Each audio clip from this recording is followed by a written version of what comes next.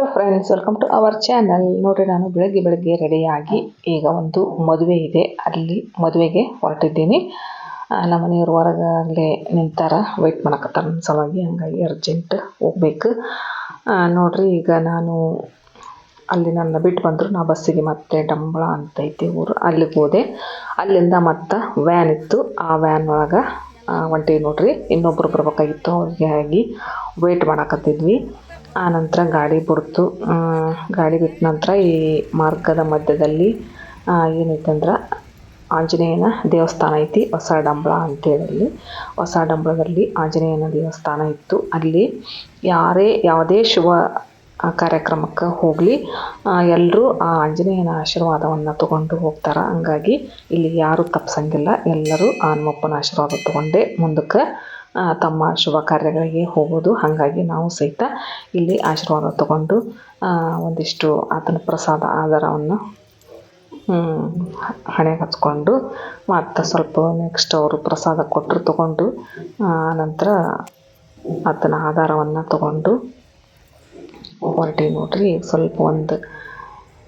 ಒಂದು ಸ್ವಲ್ಪ ವಿಡಿಯೋ ಮಾಡೋದಂತ ಮಾಡಿಕೊಂಡೆ. ನೆಕ್ಸ್ಟ್ ಬಂದು ನೋಡ್ರಿ, ಇಲ್ಲಿ ಬಂದು ಎಲ್ರಿಗೂ ಆಧಾರ ಕೊಟ್ವಿ. ಎಲ್ಲರೂ ಹಚ್ಕೊಂಡ್ರು. ನೆಕ್ಸ್ಟು ಹೋದ್ವಿ ನೋಡ್ರಿ, ಬಿಟ್ವಿ. ನೆಕ್ಸ್ಟ್ ಅದೇ ಊರಿಗೆ ಬಂದ್ವಿ ಮದುವೆ ಕಾರ್ಯಕ್ರಮಕ್ಕೆ.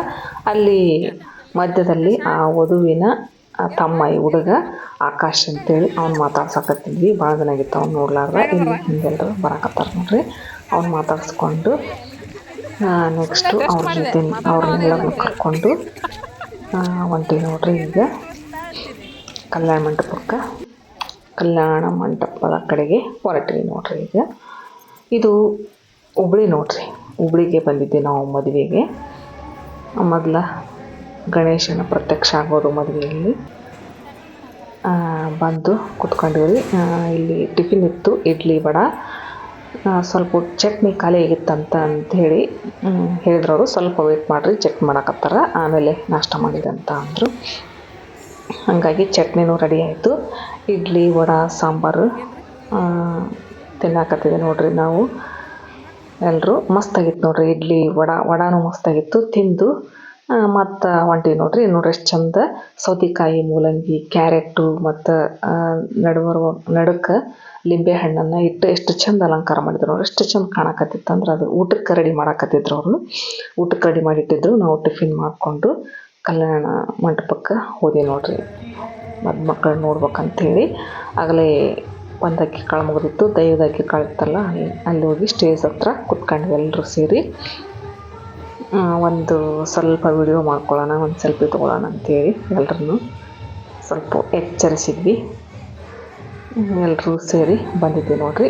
ಚೆನ್ನಾಗಿ ಮಾಡಿದ್ರು ನೋಡ್ರಿ ಮದುವೆ. ಮದುಮಕ್ಕಳು ಬರಾಕತ್ತಾರೆ ನೋಡ್ರಿ, ಮಸ್ತ್ ಆಗಿತ್ತು ಮದುವೆ. ಮಾತ್ರ ಚಂದ ಮಾಡಿದ್ರು ಅವರು ಡಂಬಳದವರ, ಇಲ್ಲಿ ಹುಬ್ಳಿ ಆಗಿದ್ರು ಅವರು. ಹಾಗಾಗಿ ಹುಬ್ಳ್ಯಾಗ ಅದ ಈಗ, ಹಂಗಾಗಿ ಅವ್ರ ಮದುವೆಗೆ ಹೋಗಿದ್ವಿ. ಪರಿಚಯಸ್ಥರು ಭಾಳ ನೋಡ್ರಿ. ವಧುವರರು ಇಲ್ಲಿ ನಿಂತಾರ. ಹುಡುಗಿ ಹೆಸರು ಐಶ್ವರ್ಯ ಅಂತ, ಇವ್ರ ಹೆಸರು ವೀರೇಶ ಅಂತ. ನನ್ನ ಮದುವೆಯಲ್ಲಿ ಒಂದು ತಟಗಿತ್ತ ಹುಡುಗಿ, ಒಂದು ತಟಗಂದ್ರೆ ಏನು ಚಿಕ್ಕವಳಿದ್ಲು. ಈಗ ನಾನು ಆಕೆ ಮದುವೆಗೆ ಹೋಗೀನಿ. ಒಂಥರ ಖುಷಿ ಅನ್ನಿಸ್ತಾಕೆ ನೋಡಿ. ನನಗೆ ಭಾಳ ದಿನ ಆಗಿತ್ತು ನೋಡ್ಲಾರ್ದ ಹುಡುಗಿ, ನೋಡ್ಲಾರ್ದ. ಚೆನ್ನಾಗಿ ಆಗಿದ್ಲು, ಹುಬ್ಳಿ ಬಣ್ಣ ಮಸ್ತಾಗಿದ್ಲು ನೋಡ್ರಿ. ಈಗ ಸ್ವಾಮಿಯರ ಕರೆಸಿದ್ರು, ಅವ್ರ ಅಜ್ಜನ ಅವ್ರನ್ನ ಕರೆಸಿದ್ರು ನೋಡ್ರಿ. ಎಷ್ಟು ಚೆನ್ನಾಗಿ ಗಡಿಗೆ ಇಟ್ಟು ಅದರಲ್ಲಿ ಉಗಿ ಬರುವಂಗೆ ನೋಡ್ರಿ ಎಷ್ಟು ಚಂದ ಮಾಡಿದ್ರು ಅಂದ್ರೆ ಒಂಥರ ಮಳೆ ನೀರ ಬರುತ್ತೆ ಬಿಡಪ್ಪ ಅನ್ನಂಗೆ ಎಷ್ಟು ಚಂದ ಅಲಂಕಾರ ಮಾಡಿದರು.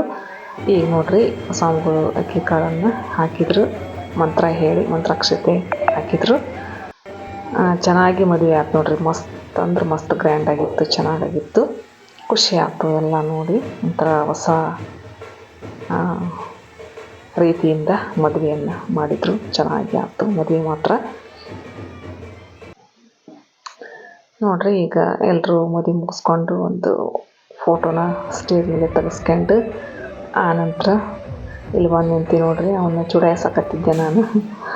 ಆನಂತರ ಊಟಕ್ಕೆ ಹೋದೆ ನೋಡ್ರಿ. ಊಟದಲ್ಲಿ ಏನಿತ್ತು ಅಂದರೆ ಜಾಮೂನು ಮಾಡಿದ್ರು, ಡ್ರೈ ಜಾಮೂನು ಮತ್ತು ಒಂದು ಸ್ವೀಟನ್ನು ಮಾಡಿದರು. ಆನಂತರ ದಾಲ್, ಬದ್ನೆಕಾಯಿ ಪಲ್ಯ, ಕಾಳು ಪಲ್ಯ, ಮೊಸರು, ಇದು ಮೆಂತ್ಯ ರೋಟಿ, ಮೆಂತ್ಯ ಚಪಾತಿ ಮತ್ತು ರೋಟಿ ಮಾಡಿದ್ರು ನೋಡ್ರಿ. ಕರಿ ಥರ ಮಸ್ತಾಗಿ ಚೆನ್ನಾಗಿತ್ತು. ಊಟನೂ ಸಖತ್ತಾಗಿತ್ತು, ಟಿಫಿನ್ನು ಸಖತ್ತಾಗಿತ್ತು. ಮಸ್ತ್ ಅಂದ್ರೆ ಮಸ್ತ್ ಮಾಡಿದ್ರು ನೋಡ್ರಿ. ಇಲ್ಲಿ ಗೀ ರೈಸ್ ಇತ್ತು, ಆನಂತರ ವೈಟ್ ರೈಸ್, ಆನಂತರ ಸಾಂಬಾರು, ಆನಂತರ ಬಜ್ಜಿ ಮಾಡಿದ್ರು, ಈರುಳ್ಳಿ ಬಜ್ಜಿನ. ಊಟ ಮಾತ್ರ ಸಖತ್ತಿತ್ತು. ಕೊನೆಯಲ್ಲಿ ಮಜ್ಜಿಗೆ, ಜೀರಿಗೆ ಮಜ್ಜಿಗೆ ಕುಡಿದ್ರೆ ಊಟ ಜೀರ್ಣ ಹಾಗಾಗಿ ಮಜ್ಜಿಗೆಯನ್ನು ಸಹಿತ ಲಾಸ್ಟ್ಗೆ ಕುಡಿದು.